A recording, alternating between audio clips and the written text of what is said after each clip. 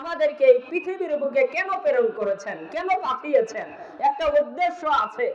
উদ্দেশ্যটা হলো আল্লাহ রাব্বুল আলামিন সূরাতুল জারিয়াত 56 নম্বর আয়াতের কারিমার মধ্যে তিনি বলে দিয়েছেন।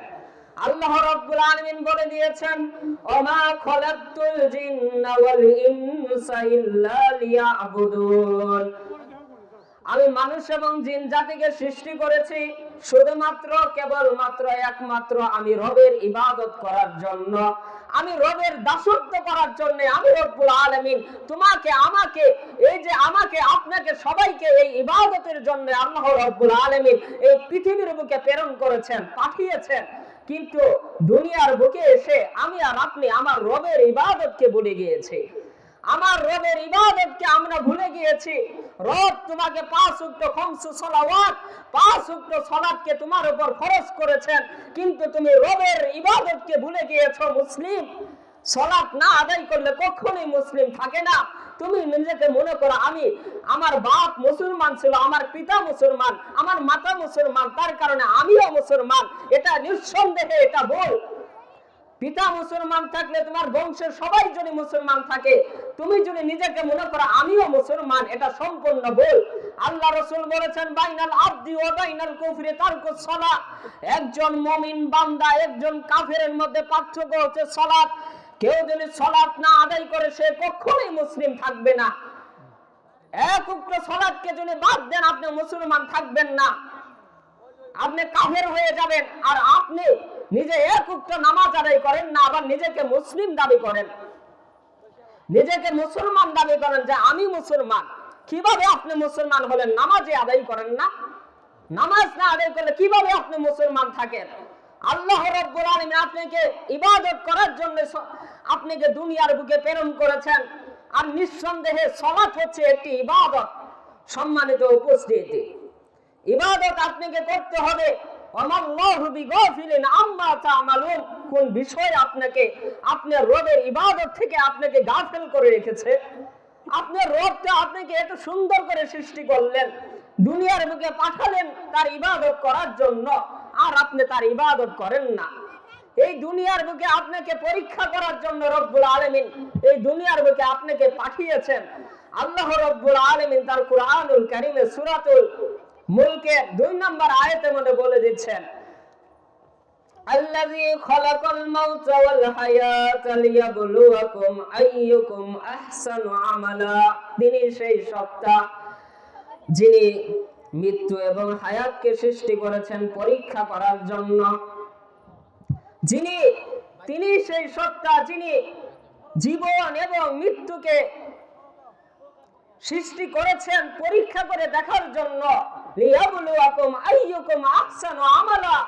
এটা দেখার জন্য আপনাকে দুনিয়ার বুকে প্রেরণ করেছেন, পাঠিয়েছেন। এটা দেখার জন্য যে তুমি কতটুকু আল্লাহ রাব্বুল আলামিনের ইবাদত করো, তুমি কতটুকু আল্লাহ রাব্বুল আলামিনকে ভয় করো। এটা দেখার জন্য আল্লাহ রাব্বুল আলামিন আপনাকে আমাকে দুনিয়ার বুকে প্রেরণ করেছেন। আমার প্রিয় ভাই, এই দুনিয়া হচ্ছে সংক্ষেপ। আপনি কিছুদিন থাকবেন, অতঃপর আপনি মারা যাবেন। তাও আপনার রবের ইবাদত থেকে আপনাকে গাফেল করে রেখেছে। আপনি আপনার রবের ইবাদত করেন না। যে জায়গায় কুরআন ও হাদিসের আলোচনা করা হয় ওই জায়গায় আপনার উপস্থিতি পাওয়া যায় না। নিঃসন্দেহে কুরআন ও হাদিসের আলোচনা শোনা হচ্ছে একটি ইবাদত। আপনি যদি মানার নিয়তে যদি কুরআন ও হাদিসের আলোচনাগুলোকে শ্রবণ করেন তাহলে অবশ্যই আপনি নেকি পাবেন। কুরআন ও হাদিসের আলোচনা আপনি নিজেও কুরআন ও হাদিস পড়েন না, অথচ কুরআন ও হাদিস পড়ার এত গুরুত্ব, তাও আপনি কুরআন ও হাদিস পড়েন না। আপনি তলাবুল ইলম হওয়ার চেষ্টা করেন না। তলাবুল ইলমের ফজিলতটা আমি একটু বলে নেই, যাতে আপনি আর আমি একটু কুরআন ও হাদিস, আমরা তো যারা আরবিতে পড়তে পারি না কুরআন ও হাদিস আমরা দেখতে পাই অসংখ্য বাংলা হাদিস আছে, হাদিসের কিতাবগুলো আছে। আমাদের বড় বড় শায়েখগুলা তারা হাদিসের কিতাবগুলো লিখেছেন, ছোট ছোট সংক্ষিপ্ত বইগুলা। এইগুলো আপনাকে পড়তে হবে।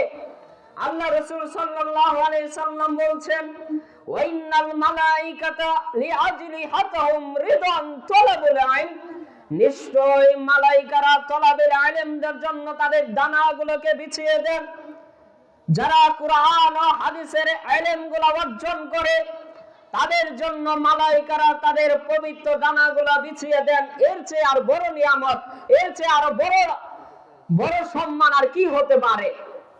যে কোরআন ও হাদিসের ইলম অর্জন করার জন্য কোন প্রতিষ্ঠানে যায়, কোন মাদ্রাসা যায়, সে আলিফ বাতা বলছে, সূরা আলহামদুলিল্লাহি রাব্বিল আলামিন কোরআন ও হাদিসের ব্যাখ্যা বলছে, তার জন্য নিয়ামত হচ্ছে মালাইকারা তাদের জন্য তাদের ডানাগুলোকে বিছিয়ে দেয়। আলহামদুলিল্লাহ। অতঃপর কেন আপনার সন্তানকে আপনি কোরআন ও হাদিসের ইলম শিক্ষা দিবেন না? অতঃপর কেন আপনি এত বড় মুরব্বি হয়ে গিয়েছেন, আপনি একটা আপনার কবরে চলে গিয়েছে, তারপরে আপনি কোরআনের আয়াতটা আলহামদুলিল্লাহ সূরাটা আপনি সহি শুদ্ধভাবে বিশুদ্ধভাবে আপনি পড়তে পারেন না? এর চেয়ে দুঃখজনক বিষয় আরো আছে নাকি? আপনি সব পড়াশেন, আপনি কোরআন ও হাদিস ইলম অর্জন করবেন, আপনি মানার নিয়তে আপনি এর দ্বারা আপনি কোরআন ও হাদিস পড়বেন এবং এই কোরআন ও হাদিস দিয়ে আপনি নিজের জীবনটাকে পরিচালনা করবেন। কোরআন ও হাদিস পড়ে এই অনুযায়ী আমল করবেন, তাহলে আপনি জান্নাত পাবেন। কোরআন ও হাদিস যদি না পড়েন, আপনার সামনে যে কোনো একজন হুজুর আইসে আপনাকে কিসসা কাহিনী বলে যাবে, যে কিসসা কাহিনী কোরআন ও হাদিসের মধ্যে একটাও নাই, মিথ্যা জাল জয়ী হাদিস বলে যাবে, আপনি বিশ্বাস করে নেবেন। কেন আপনি বিশ্বাস করে নেবেন? কারণ আপনার মধ্যে ইলম নাই কোরআন ও হাদিসের। যদি কোরআন ও হাদিসের ইলম থাকতো, আপনি বুঝতে পারতেন না এই হুজুর এটা মিথ্যা কথা বলছে, হুজুর আপনাকে জাহান্নামে নিয়ে যাচ্ছে, আপনি বুঝেন না, কারণ আপনি কোরআন ও হাদিসের ইলম অর্জন করেন নাই। যদি কোরআন ও হাদিসের ইলম অর্জন করতে, তাহলে আপনি বুঝতেন না হুজুর এই কথা মিথ্যা বলছে। আরে হুজুরের বুজুর্গনের দোহাই দিয়ে ইসলাম চলে না। যেখানে ওমর রাদিয়াল্লাহু আনহুর কথা ইসলামের ভিতরে চলে না, যে কথা আল্লাহর নবী বলে নাই এমন কথা যদি কেউ বলে, তাহলে এই কথা কখনোই গ্রহণযোগ্য হবে না। আরে ওমর এত বড় মানুষ, আল্লাহ রাসূল বলছেন যে ওমর তুমি যে রাস্তা দিয়ে হাঁটো সেই রাস্তা দিয়ে শয়তান হাঁটেন না। এই ওমর যদি ইসলামের ব্যাপারে একটি কথা বলে, আর সেই কথা যদি আল্লাহর নবীর না হয়, সেই কথা গ্রহণযোগ্য হবে না। আরে আমি যদি কোরআন ও হাদিসের ব্যাপারে একটি কথা বলি, আর এই কথা যদি আল্লাহর নবীর না হয়, তাহলে এই কথা কখনোই গ্রহণযোগ্য হবে না। সম্মানিত উপস্থিতি, কোরআন ও হাদিসের ইলম অর্জন করার একটি ইবাদত, কোরআন ও হাদিস পড়ার একটি ইবাদত। অতঃপর আপনাকে আমাকে কোরআন ও হাদিস পড়তে হবে। আমরা যখন এখানে কোরআন ও হাদিস পড়তে পারি না, এখন যারা আমরা কোরআন ও হাদিস কোরআনটা আমরা বিশুদ্ধভাবে পড়তে পারি না, অতঃপর দেখেও আমরা বিশুদ্ধভাবে পড়তে পারি না, তাদের জন্য এখন কোরআন ও হাদিসটা পড়া শিখতে হবে। আপনার মসজিদে ইমাম আছে, তার ক্ষেত্রে আপনি কোরআন ও আয়াতের হাদিসের ইলমগুলো আপনি শিক্ষা করে নেবেন, ইনশাআল্লাহ অনেক ফায়দা হবে। কোরআন ও হাদিসের ইলমগুলো অর্জন করলে আপনার জন্য অনেক উপকার আসবে। আপনাকে কোরআন ও হাদিসের ইলমগুলো অবশ্যই অর্জন করতে হবে। সম্মানিত উপস্থিতি, আপনি যদি মারা যান, আপনি এখনো কোরআন ও একটা সূরা আপনি দেখেও পড়তে পারেন না বিশুদ্ধভাবে, কিন্তু এখনই যদি মারা যান, আপনি গুনাহ করছেন, এখনই যে আপনি মারা যান, আপনাকে সর্বপ্রথম আল্লাহ রাব্বুল আলামিনের কাছে সবচেয়ে সম্মানিত মানুষ কারা, এটা আমি আপনাকে বলে দিচ্ছি। আল্লাহ রাব্বুল আলামিন তার কোরআনুল কারীমের মধ্যে তিনি বলে দিচ্ছেন, ইন্না আকরামাকুম ইনদাল্লাহি আতকাকুম, নিশ্চয়ই আল্লাহর কাছে সম্মানিত মানুষ তারাই যাদের অধিক তাকওয়া রয়েছে, আল্লাহকে বেশি ভয় করে। যারা আল্লাহকে বেশি ভয় করে তারাই হচ্ছে আল্লাহ রাব্বুল আলামিনের কাছে সবচেয়ে সম্মানিত মানুষ। সম্মানিত উপস্থিতি, আপনাকে বেশি বেশি আল্লাহকে ভয় করতে হবে। আল্লাহকে যদি আপনি ভয় করেন, আল্লাহর কাছে আপনি সম্মানিত মানুষ হবেন। অতঃপর আপনি অনেক ধনী হয়েছেন, তারপর আপনি সম্মানিত হবেন না। আন আবি হুরায়রা রাদিয়াল্লাহু আনহু قال رسول الله صلى الله عليه وسلم إن الله لا ينظر إلى صوركم وأموالكم ولكن ينظر لقلوبكم وأعمالكم।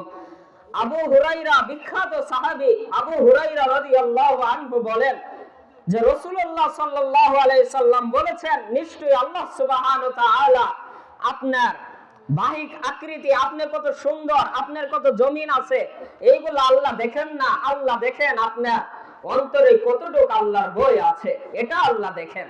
সম্মানিত উপস্থিতি, আল্লাহ রাব্বুল আলামিনের কাছে সম্মানিত সেই ব্যক্তি যার অধিক তাকওয়া রয়েছে। আপনি তাকওয়া মানে আল্লাহকে ভয় করা।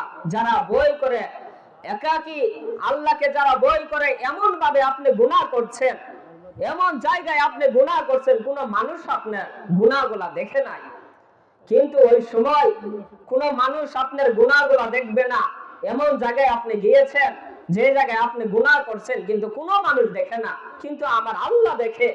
আমার আল্লাহকে ভয় করে আপনি বললেন না আমি এই গুনাহ করতে পারবো না, আমি রবের সামনে কি হিসাব দিব।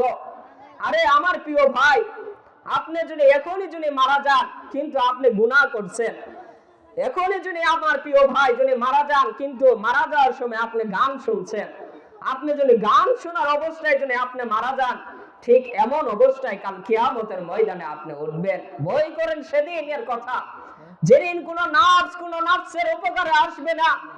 আল্লাহ রাব্বুল আলামিন তার কোরআনুল কারীমে আমাদের বলে দিচ্ছেন, ইয়াউমা লা তামলিকু নাফসুন লিনাফসিন শাইআ। সেদিনকে ভয় করেন যেদিন কোন নাফসের উপকারে আসবে না, আপনার ভাই আপনার উপকারে আসবে না। ইয়াউমা ইয়াফিরু মাররু মিন আখি ওয়া উম্মিহি ওয়া আবি। সেদিনকে ভয় করেন যেদিন আপনার মা আপনাকে চিনবে না, আপনি জাহান্নামে চলে যাচ্ছেন, আপনার মাকে বলবেন মা একটু আমল দাও, একটু আমল দিলে আমি তো জান্নাতে যেতে পারি, কিন্তু না, আপনার মা আপনাকে একটু আমল দিবে না। অতঃপর আমার প্রিয় ভাই, আল্লাহকে ভয় করে আসেন আমরা তাকওয়া অবলম্বন করি, আসেন আমরা আল্লাহর ইবাদত করি, আসেন আর কত আল্লাহর গাফেলতি করবেন। আল্লাহ তো আপনাকে ইবাদতের জন্য পাঠিয়েছেন, ইবাদত যদি না করেন মারা গেলে আপনি জাহান্নামে চলে যাবেন। আপনাকে নাসিহা করার জন্য আপনাকে ইবাদত করতে হবে, ইবাদত যদি না করেন তাহলে আপনাকে জাহান্নামে চলে যেতে হবে। অতএব জাহান্নাম অনেক কঠিন, ওই জাহান্নামের আগুনে আপনি ধাউ ধাউ করে পুড়তে পারবেন না। যেদিন আপনি দুনিয়ার আগুনের মধ্যে আপনি হাত দিলে আপনার হাত পোড়া যাবে, কিন্তু আপনি ওই জাহান্নামের আগুনে কিভাবে আপনি জ্বলবেন আমার প্রিয় ভাই।